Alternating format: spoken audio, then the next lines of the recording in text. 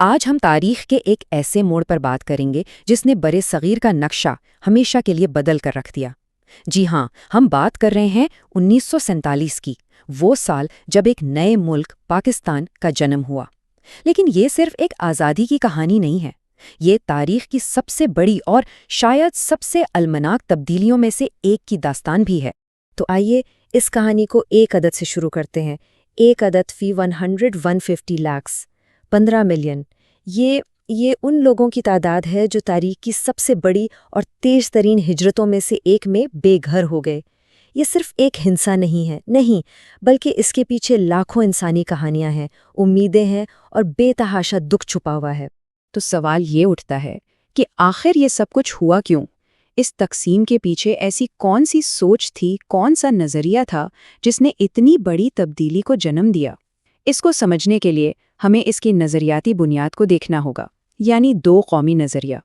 تو سب سے بنیادی سوال یہی ہے کہ ایک الگ ملک کا مطالبہ آخر کیوں گیا؟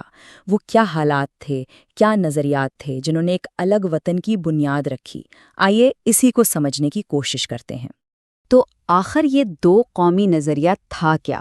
سیدھے الفاظ میں یہ وہ عقیدہ تھا کہ ہندو اور مسلمان دو بالکل الگ قومیں ہیں، ان کے مذاہب الگ، ان کی ثقافتیں الگ، ان کی سماجی اقدار ایک دوسرے سے بالکل مختلف تھیں، اور اسی لیے یہ مانا گیا کہ برطانوی راج کے خاتمے کے بعد مسلمانوں کے سیاسی اور ثقافتی حقوق کی حفاظت کے لیے ایک الگ ملک کا ہونا ضروری ہے۔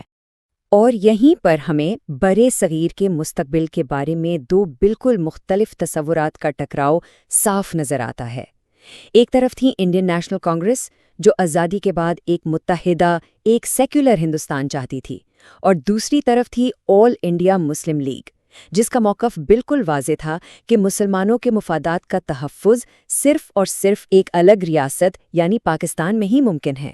تو اس نظریاتی بحث سے اب ہم چلتے ہیں اس سیاسی عمل کی طرف جو بہت ہی تیزی سے اور کافی افراتفری میں انجام پایا۔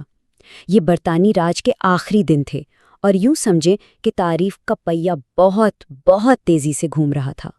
ذرا اس ٹائم لائن کی رفتار پر غور تو کریں۔ 3 جون کو تقسیم کا منصوبہ سامنے آتا ہے، اور محض 2 مہینے کے اندر 14 اور 15 اگست کو پاکستان اور ہندوستان آزاد ہو جاتے ہیں۔ لیکن سب سے حیران کن اور شاید سب سے المناک بات یہ تھی کہ حتمی سرحد یعنی ریڈ کلف لائن، اس کا اعلان آزادی کے 2 دن بعد 17 اگست کو کیا گیا۔ ذرا سوچئے، اس کا مطلب یہ تھا کہ آزادی کے دن کروڑوں لوگوں کو یہ معلوم ہی نہیں تھا کہ وہ کس ملک میں ہیں۔ اس ایک فیصلے نے افراتفری اور خوف کو کئی گنا بڑھا دیا۔ ریڈ کلف لائن یہ صرف ایک نام نہیں تھا، یہ وہ لکیر تھی جس نے صوبوں کو، شہروں کو، گاؤں کو اور لاکھوں لوگوں کی زندگیوں کو بیچ سے کاٹ دیا تھا۔ ایک ایسی لکیر جس کے گہرے نقوش آج بھی تاریخ پر موجود ہیں۔ تو سوال یہ ہے کہ یہ لکیر آخر کھینچی کیسے گئی؟ اچھا، بنگال اور پنجاب کے لیے 2 کمیشن بنائے گئے۔ ان کا چیئرمین بنایا گیا ایک برطانوی وکیل سرل ریڈکلف کو، ایک ایسا شخص جو اس سے پہلے کبھی ہندوستان آیا ہی نہیں تھا، اور پھر سیاسی دباؤ اور برطانوی حکومت کی برصغیر سے نکلنے کی عجلت کی وجہ سے انہیں یہ پہاڑ جیسا کام کرنے کے لیے صرف 5 ہفتے دیے گئے۔ نتیجہ کیا نکلا؟ ایک ایسی سرحد جو پرانے نقشوں اور ادھورے ڈیٹا پر بنائی گئی، اور جس نے دریاؤں کو، کھیتوں کو، گاؤں کو اور یہاں تک کہ لوگوں کے گھروں کو بھی بیچ سے تقسیم کر دیا۔ تو ان سیاسی فیصلوں کے بعد اب ہم آتے ہیں اس کے فوری اور تباہ کن انسانی نتائج کی طرف۔ وہ قیمت جو عام لوگوں نے اپنی جانوں، اپنے گھروں اور اپنے رشتوں کی صورت میں ادا کی۔ یہ ایک اور ہلا دینے والا عدد ہے، 20 لاکھ تک، 2 ملین۔ یہ ان لوگوں کی تعداد کا تخمینہ ہے جو تقسیم کے اعلان کے بعد شروع ہونے والے فرقہ وارانہ فسادات میں اپنی جانیں گنوا بیٹھے۔ اس کے نتائج بہت بھیانک تھے۔ ہر طرف فرقہ وارانہ تشدد پھوٹ پڑا، تاریخ کی سب سے بڑی ہجرت کا آغاز ہوا، لاکھوں لوگ راتوں رات اپنے ہی ملک میں مہاجر بن گئے، خاندان نئی عجیب و غریب سرحدوں کے آر پار بچھڑ گئے، اور پوری کی پوری آبادیاں اپنی جڑوں سے اکھڑ گئیں۔ یہ ایک اقتباس لاکھوں لوگوں کے اس تجربے کی عکاسی کرتا ہے۔ ہم اپنے ہی ملک میں پناہ گزین بن گئے تھے۔ ایک دن ہمارا گھر تھا، ہمارا گاؤں تھا، اگلے دن ہمارے پاس صرف سڑک تھی۔ یہ الفاظ ان بڑے بڑے اعداد و شمار کے پیچھے چھپے ہوئے اصل انسانی دکھ اور بے بسی کو ہمارے سامنے لے آتے ہیں۔ تو آخر میں آئیے 1947 کے ان واقعات کی میراث پر ایک نظر ڈالتے ہیں، ایک ایسی میراث جو آج بھی متنازع ہے اور جس کے اثرات برصغیر پر آج تک قائم ہے۔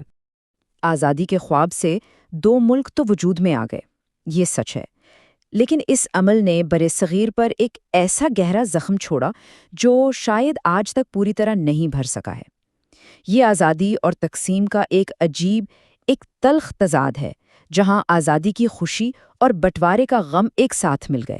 اور آخر میں یہ ایک غور طلب سوال کہ ایک سرحد جو صرف چند ہفتوں میں کھینچ دی گئی، وہ آج بھی ایک پورے خطے کی سیاست، اس کے معاشرے اور اس کے مستقبل پر کیسے اثر انداز ہو رہی ہے۔ یہی وہ سوال ہے جو 1947 کی میراث کو آج بھی زندہ رکھے ہوئے